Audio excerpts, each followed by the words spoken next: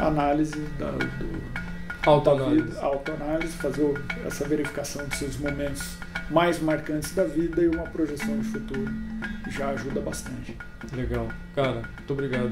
Valeu mesmo. Opa. Obrigado de coração. Que isso, eu que te agradeço.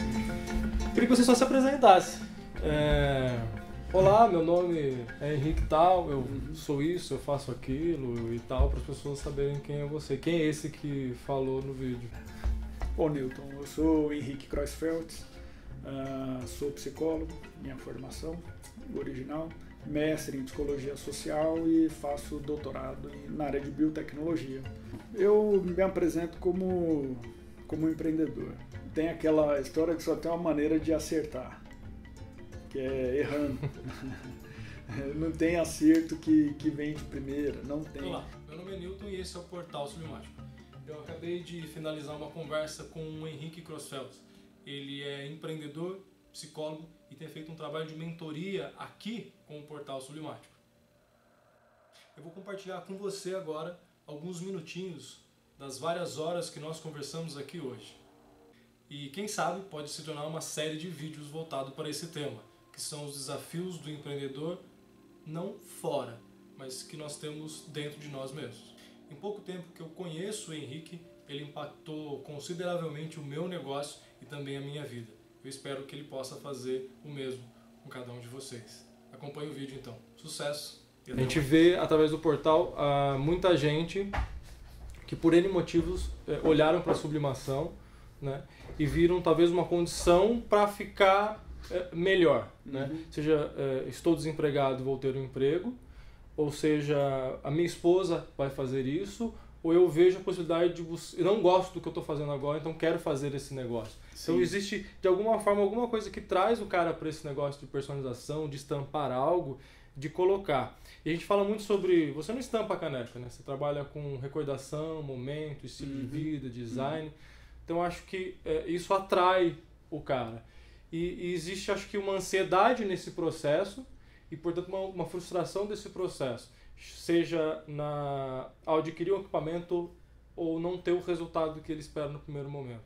Então, você usou uma palavra que salta mais do que as outras, né? Você fala, a gente trabalha com personalização. E aí, se for olhar personalização com personalidade e trazer isso para a vida das pessoas, os caminhos que cada um busca, porque assim, viver é bastante complexo e existem vários caminhos. E aí eu acho interessante, né, nessa conversa você trazer um termo que eu acho que marca o negócio de vocês. A questão tem uma cara, tem um nome, tem um jeito de ser feito, tem uma personalidade o negócio de vocês. Não sei, Newton, às vezes essas questões todas elas ficam funcionando como um pano de fundo para as decisões que a pessoa toma, né? E o aspecto profissional ele é muito relevante na vida de todas as pessoas. A hora que a pessoa acha um lugar no mundo, acha algo para fazer, algo para trocar, para entregar, para receber. Originalmente era assim, né? As relações eram relações de troca. Então não tinha a mediação do dinheiro. Eu trocava trabalho e assim como o ser humano também, ele é mediado pela palavra. Então, às vezes, entender essa mediação de uma maneira mais personalizada para cada uma das pessoas isso é bastante complexo e isso acaba atravessando aí uma série de escolhas profissionais. Você trouxe basicamente 3 situações, né? A pessoa está insatisfeita com o que faz. Bastante comum, bastante comum. O que eu tenho visto, muitas vezes quando as pessoas têm poucos resultados, ou resultados que não a coloque dentro do grupo social, de uma maneira em que ela é valorizada pelos outros, a tendência é o gosto que tinha pela coisa, não é muito isso que eu queria. Né? Outro aspecto, será que é justo eu construir algo para outra pessoa? Se quando você fala, né, para a esposa fazer, peraí, eu não resolvo a minha situação, isso é um contexto, vou resolver para minha esposa.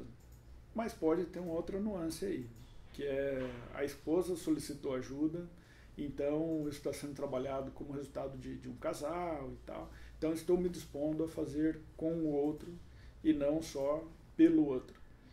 Quando se faz pelo outro, né, a pessoa ela acaba de sumir. Uhum. Porque a solução do que veio ali, ela não construiu a própria solução. A hora que dá resultado, né, ela fica em dívida com quem gerou esse resultado para ela. É um outro contexto, a se entender, a se aprofundar, a se analisar. E no terceiro caso, você falou da frustração, você falou de faz pelo outro, qual que era o terceiro? Eu estou desempregado, eu não tenho uma condição, vou criar uma condição nova. Ok. Então, aí pode ser um efeito de um contexto, né? Por que ficou desempregado? Além de essa situação, eu acho ela um pouquinho mais brilhante, né, do que as outras. Pelo seguinte, a pessoa ela pode escolher entre diversas opções. Por que ela escolhe esta opção? Né? Qual é o sentido que faz? O sucesso nos negócios ele depende de uma série de fatores. Depende da pessoa ser bom naquilo que ela entrega, mas também como ela estrutura o próprio negócio. E aí essa tomada de decisão sobre o que a pessoa vai fazer para entregar, né, como um bem que ela entrega para a sociedade, eu vejo o negócio muito dessa forma, quando se fala em definição de missão, visão, valores, né? Missão está relacionado a esse aspecto, quer dizer, qual é a finalidade dessa empresa que eu estou constituindo? Para que eu vou fazer essa empresa? Às vezes as pessoas não têm uma noção, não está claro para ela, não parou para pensar. Pode ter um fundo ali que motivou ela abrir uma determinada empresa, poderia escolher entre diversas áreas de atuação, mas a escolha acaba sendo por uma que aparece, né, mais atrativa. Então, não ter meta é uma situação de frustração, e ter metas muito altas também é um grande problema. Principalmente quando você já alcançou uma meta muito alta e quer repetir essa proeza. Então, não ter meta vai lascar o negócio, porque eu não sei para onde estou indo. Então, Alice no País das Maravilhas, né? E o gato. E ter metas muito altas, inalcançáveis. Então, sobre essa questão das metas, né? Porque a gente teve a oportunidade de ter algumas conversas mais profundas, algumas entrevistas, e no próprio Bican, lá no BICAN, que virou Bican, a primeira questão que é feita não é relacionada a números, é relacionado ao porquê, né? Qual era o contexto, qual era o seu sonho, onde você queria chegar quando você iniciou a sua empresa. A gente sabe que tem alguns sonhos, que a hora que você começa a escutar diversas pessoas, dá para dividir em categorias que acabam se repetindo, né? Via de regra, as pessoas abrem uma empresa para ter uma melhor condição de vida, para ganhar mais. Fala, ok, para ganhar mais, para quê? Aí começa a ter uma materialidade ali, de ter um carro melhor, de ter uma casa mais confortável, de poder dar uma educação para o filho, né, que talvez não tenha tido, uma escola, né, fazer algumas viagens, enfim, aí as pessoas começam a olhar a utilidade que ela vai dar para o resultado que ela espera que essa empresa gera. Clareza para o que me move. E assim, ó, as pessoas fazem as coisas, nem sempre elas pensam no que estão fazendo. A maior parte do tempo a gente não pensa no que está fazendo. E aí, vou falar isso, cara, tem problema com presença. Como assim, cara? Presença, estar onde eu estou. Não, tudo bem. A gente pode levar essa conversa mais para o âmbito psicanalítico. Que aí, eu costumo trabalhar tendo alguns referenciais que variam, né? Mas que eu acho que tem uma interlocução entre eles, que é o comportamental e também o psicanalítico. Comportamental, o foco é no que a pessoa faz. Então, é possível ver a ação, né? Quantas vezes se repete um determinado tipo de comportamento. Aí a gente trabalha num aspecto que é olhar o que é palpável, o que é possível ver, e inclusive no comportamento verbal, né? Na maneira de se expressar, o que fala, a visão de mundo e tal. E aí, nesse aspecto, o que para mim é muito similar, a hora que a gente vai para o lado da psicanálise, e que eu procuro ficar atento, são nas repetições, né? O que a pessoa vira e mexe está repetindo. Aí dá para fazer uma análise de perfil comportamental em função disso, né? Quando a gente fala em características empreendedoras, basicamente é isso. Em que momentos de histórias da vida da pessoa ela colocou em prática, e se houve uma meta, ou se foi mais para persistência, ou comprometimento. E é aquela história, comprometimento sem ter uma visão de futuro. Tem várias palavras que a gente pode usar para substituir a palavra meta, que acaba ficando muito batida.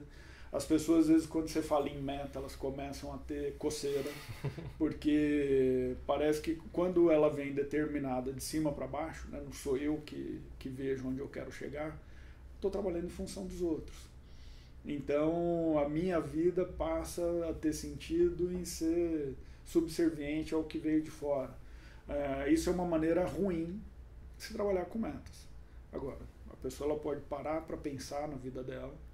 Ok, tenho um histórico, cheguei até aqui, daqui 1 ano, 2 anos, 5 anos, como que eu quero estar? Ela começa a projetar o futuro e trabalhar em função disso. É uma forma boa de se trabalhar. Pode chamar de meta, pode chamar de objetivo, pode chamar de sonho, pode chamar de desejo. Acho que tem vários começos e várias portas de entrada, né? Mas se a pessoa ela começa a olhar para frente, e nem sempre quando a gente fala de desejo, né, não é só esse palpável, quero ter um carro novo, X, ok, isso materializa, já é um grande passo.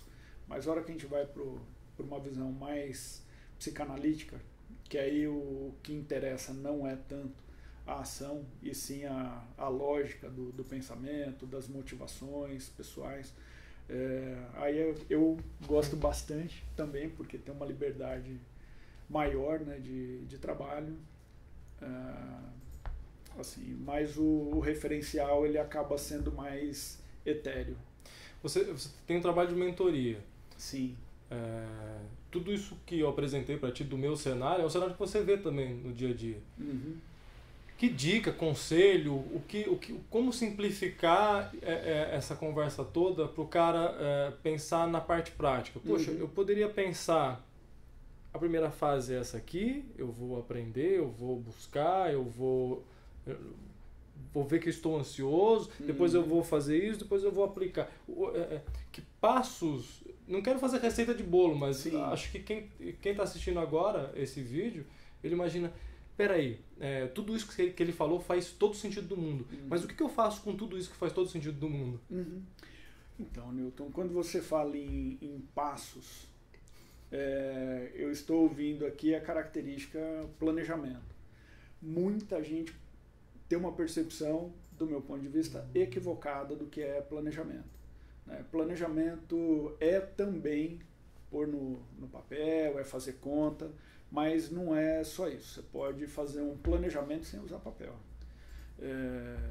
Assim, e para usar um sinônimo do que é planejar, é pensar antes de fazer. Eu acho que essa é a grande questão. Hoje eu acho que as pessoas pensam pouco. Pensar é difícil. Reproduzir algo pronto é fácil. Julgar é fácil, enfim, pensar que é quando você usa a sua criatividade, é quando você tem um tanto de ousadia para resolver problemas. Somos capazes de imaginar, né? Todo ser humano é criativo, a gente acha que nós não somos isso. Nós somos, a gente resolve o problema todo dia. Então, isso tem que ser estimulado. Quando a pessoa ela consegue se apropriar disso, entender que é capaz e conseguir... mas para resolver um problema, primeiro você precisa dar cor, você precisa dar contorno para o problema. E às vezes o que as pessoas querem fazer é fugir do problema. Então, em vez de encarar, né, eu pego um caminho mais fácil, só que aí, se isso vai se repetindo, a pessoa vai fugindo, isso vira a base condicionada dela. Tem um desafio, em vez de enfrentar o desafio, eu fujo do desafio. Para amarrar a questão do planejamento. Planejar é pensar antes de fazer. E aí tem um comportamento que se chama planeja dividindo atividades de grande porte em subtarefas com prazos, né, determinados. Quer dizer, na hora que você fez a pergunta, você já trouxe a resposta. O que eu faço primeiro? Agora, por que é difícil determinar esse passo a passo? E que muitas vezes as pessoas esperam uma solução pronta. Porque para você saber qual é o primeiro passo, primeiro você precisa ter o seu foco. Primeiro você precisa ter a sua meta. Primeiro você precisa definir, olha, quero chegar em tal lugar. E da minha experiência, quando eu pergunto para as pessoas, né, o que você espera para a sua vida, o que você quer para a sua vida, daqui 1 ano, 2, 5, daqui 20 anos. É muito comum as pessoas usarem termos genéricos ou evasivos. Quer dizer, eu vou falar, não sei nem se eu vou estar vivo daqui 20 anos. Não, meu amigo, provavelmente você vai estar. A população tem envelhecido. É só olhar os indicadores. Estatisticamente, né? Você estará ótimo. Você estará, né, com alguma... Vai ter que aprender a conviver com a questão física, motora, alguns esquecimentos e tal, mas você vai estar vivo. Agora, se você não parar para preparar essa velhice desde já, aí você vai estar em maus lençóis. Mudança de previdência, toda essa questão política, como é que vai ser, cada um tendo que se virar cada vez mais sozinho. É bom sim começar a olhar para a sua vida daqui 20 anos. A gente desaprendeu a aprender com o que deu errado, sendo que certo e errado é uma condição, é muito abstrato, mas é uma resposta. Se eu for para cá e deu errado, é uma resposta que não deve me frustrar, mas deve me levar para o certo. O errado sempre é um passo antes, e não o final, né? É um passo antes do acerto, o errado, não é? Tem aquela história que só tem uma maneira de acertar, que é errando. Não tem acerto que vem de primeira, não tem. Estatísticas, né, dos estudos feitos pela ONU antes de desenvolver o Empretec, que é uma das atividades que eu desenvolvo, falam que na média, isso lá nos anos 80, hoje não sei como é que está, mas o indicador de empresas que fecham no primeiro, segundo, terceiro ano é absurdo. É de 25% no primeiro ano até 50% até o terceiro ano. Então, o que falam é que o empreendedor, ele, até ter sucesso, em média, as empresas deles quebram 3 vezes. Se é na média, tem gente que é uma só, tem gente que é 5, outros que são 10. E aí o que eu acho que é interessante, né, disso, me lembrando aqui, quem quebra é a empresa. Se o empreendedor ele tem aprendizados, ele se fortalece, mesmo no momento de dívida, mesmo no momento de crise. Quer dizer, eu consigo entender e olhar o meu contexto de uma situação, né, diferente do que eu tinha antes. Agreguei valor para mim como empreendedor. Assim, a gente já teve na minha vida pessoal e familiar algumas situações de fechar a empresa, vender tudo para pagar a dívida, ficar endividado, ter que alugar os quartos da casa que estavam sendo construídos ali para estudantes, para ter uma outra fonte de receita. Isso é um momento de dor, uma dor profunda ali. Numa dessas vezes, minha mãe adoeceu fisicamente, né? Teve asma, bronquite, essas coisas todas. Mas chega uma hora que a pulsão de vida ela começa, né, a te reerguer de novo. Quer dizer, peraí, o que dá para eu fazer? Como que eu vou recomeçar? Eu vou ficar nessa vida me lamentando até quando? Não, ok, a situação externa ela tá ruim, mas a minha situação interna me sustenta. Então, desse contexto, né, que o empreendedor, quando ele fecha as portas, não é que ele começa do zero, ele começa do menos bastante. Como é que você vai alugar um ponto para ter uma empresa com nome sujo? Como é que você vai começar sem ter recurso? E a gente arruma recurso onde não acreditava que teria. Muitas vezes as pessoas elas ficam com vergonha.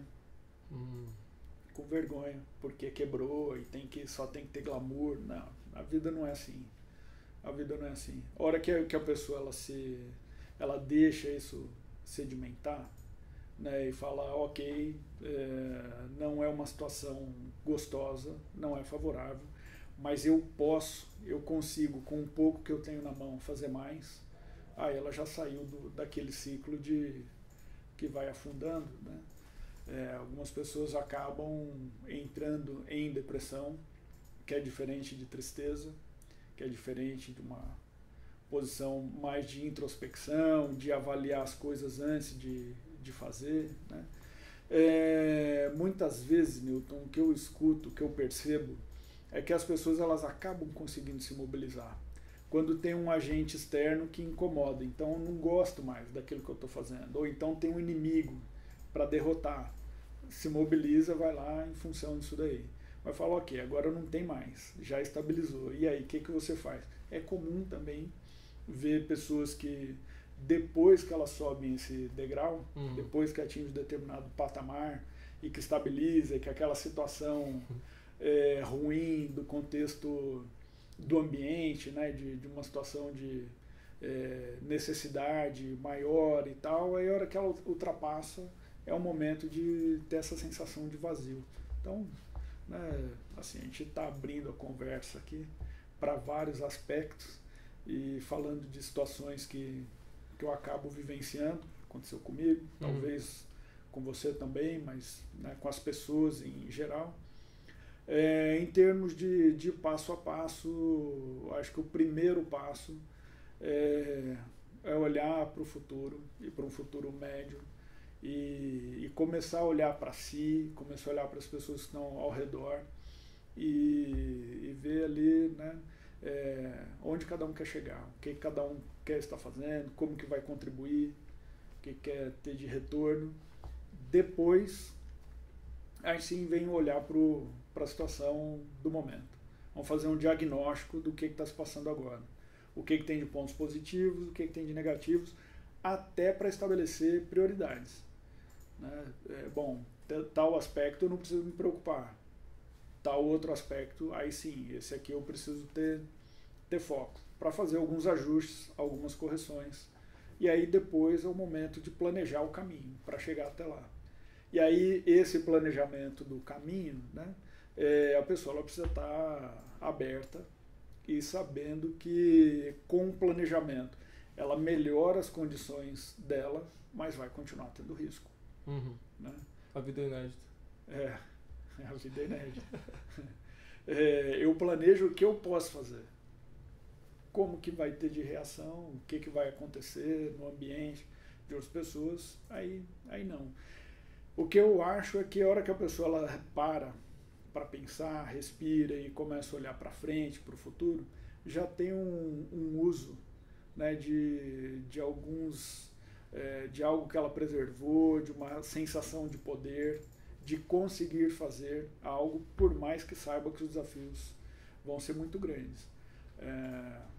Quando a pessoa ela passa a não acreditar nela, quando ela passa a entender que não tem o que fazer, né, aí sim eu acho que a situação está crítica.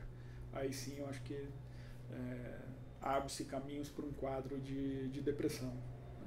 É a hora que eu não tenho onde me segurar internamente falando. Externamente existem vários estímulos, várias pessoas que algumas, né, que a gente nem esperava, estende a mão, nos ajudam, mas enquanto não tem essa busca de dentro para fora, e o resultado do ambiente para cada pessoa também, né, fica comprometido. Eu imagino que esse vídeo aqui seja introdutório, né? Que a gente conversou antes de gravar, a quantidade de informação e de conteúdo realmente importante para quem quer abrir um negócio ou para quem quer, acho que a gente está falando de ser feliz com o que faz, né? Sim. E aí o trabalho entra aí. Que não pode ser uma obrigação também, né? Eu faço aí algumas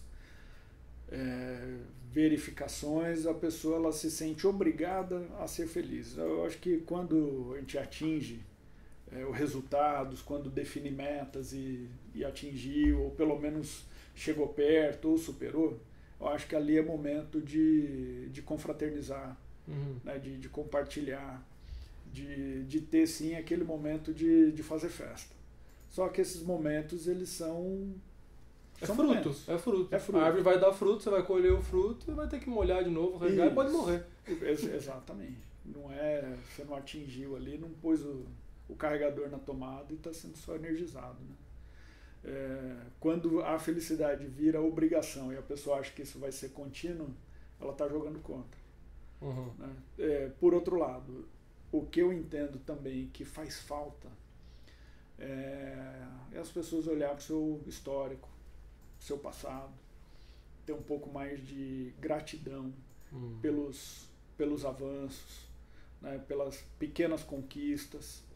Assim, às vezes, quando você coloca um único referencial para falar, pô, aquilo lá eu atingi, então aí sim eu sou o cara. E aí, às vezes, o dia a dia, um resultado ali de um cliente específico que fez uma entrega, né, que te surpreendeu, ou o que a pessoa também se gratifica com o que você entregou para ela. E aí conseguir se apropriar disso, esse é o alimento, esse é o arroz com feijão. Óbvio, de vez em quando você tem algo mais sofisticado. Acontece tanta coisa num dia, né? Acontece tanta coisa. Trazer um assunto aqui do bastidor, né? Que vocês estavam falando, do quanto que as pessoas agradecem pelo trabalho de vocês.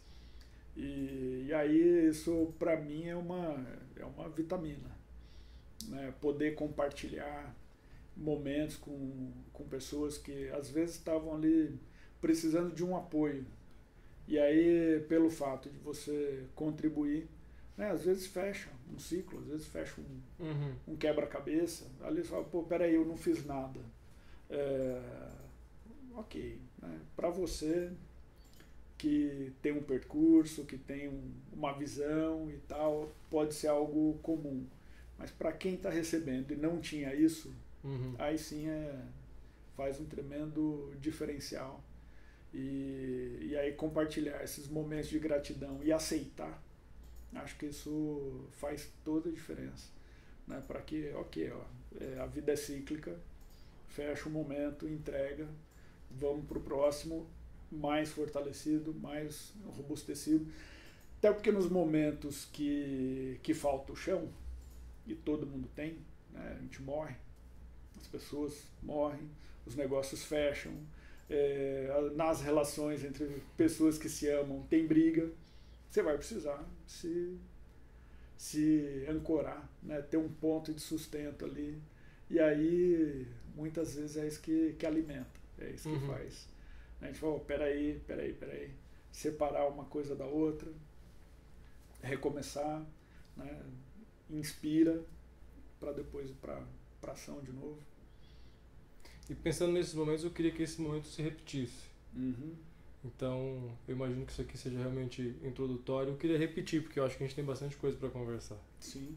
Então, vamos combinar um outro dia. Muito que eu bom. acho que a gente tem muito que conversar e vai ser muito legal poder ouvir mais. Uhum. Para mim, Newton, como pessoa, e o negócio que você começa a conhecer, e para tantos outros negócios que vão aparecer, né, nos comentários desse vídeo aqui, falando assim, Sim. poxa, isso, poxa, aquilo, né? Uhum. E a gente poder apresentar mais coisas. Então, queria te agradecer, cara, de coração. Opa. É sempre um prazer conversar contigo. Eu que agradeço essa questão de valorização, né? De valorizar as pessoas, o conhecimento, e ter as oportunidades de construir algo. Acho que isso é algo que a gente pode levar para a nossa vida e saber que está fazendo algo que vai sustentar, né? Não só para cada um de nós, mas num grupo, numa relação e para mais pessoas. Eu te agradeço pela confiança, pelo convite e estou à disposição. Até a gente pode fazer uma editoria. Acredito que, olha que bacana, às vezes com um pequeno estímulo as coisas vão aparecendo. Uma semente ali, acredito que com a participação, com as dúvidas, com os temas que possam vir a partir daí, de quem estiver nos assistindo, isso aí sim a gente começa a construir o caminho, né? Que tenha mais sentido a partir do que as pessoas tragam também. Eu acho que a gente está experimentando o assunto, né? Isso. Não tem vídeos como esse no canal. Uhum. Então, arriscar e colocar um desse Uhum. diante de uma leitura, eu acho que é aplicar um pouco toda essa conversa. Qual a mensagem que você deixa para o final desse vídeo? Olha, não é questão de ser otimista, não é. Porque eles falam, otimista sempre vê boas possibilidades e tal, pessimista, para cada solução ele tem 50 problemas. Mas eu gosto muito mesmo de convidar as pessoas a olhar para o seu histórico. Marcar ali alguns momentos de sua vida, momentos de dor e momentos de alegria, né? Fazer um pouco esse exame do que aconteceu nesses momentos que foram marcantes e como que você reagiu. Muitas vezes as pessoas descobrem coisas fantásticas ali, de ver, né, de buscar. Olha, o contexto todo era para não ser bom, mas às vezes uma pessoa ajudou, eu fui buscar recurso daqui e dali, me superei, fiz um pouquinho a mais por dia. E aí depois dessa análise, quer dizer, normalmente quando a gente olha para o histórico, a gente está numa posição melhor do que estava há alguns anos atrás. Normalmente é isso que acontece. Falar, ok, agora que eu sei que eu saí daqui e cheguei aqui, eu já me empoderei. O que eu quero para o futuro? Os caminhos depois são construídos. Mas se você não parar para definir onde você quer chegar, o vento bate para um lugar, bate para o outro, e aí você fica meio que à deriva. E aí sim, essa sensação de não saber onde quer chegar, de vazio, de não ter um comparativo para avaliar o quanto que você já evoluiu, aí eu acho que isso vai minando as energias, né? Para se recuperar, para se automotivar. A análise autoanálise, fazer essa verificação dos seus momentos mais marcantes da vida e uma projeção de futuro já ajuda bastante. Legal. Cara, muito obrigado. Valeu mesmo. Opa. Obrigado de coração. Que isso, eu que te agradeço, bicho. Queria que você só se apresentasse. Bom, Newton, eu sou Henrique Kreuzfeld, sou psicólogo, minha formação original, mestre em psicologia social e faço doutorado na área de biotecnologia. Eu me apresento como empreendedor. Tem aquela história que só tem uma maneira de acertar, que é errando. Não tem acerto que vem de primeira, não tem.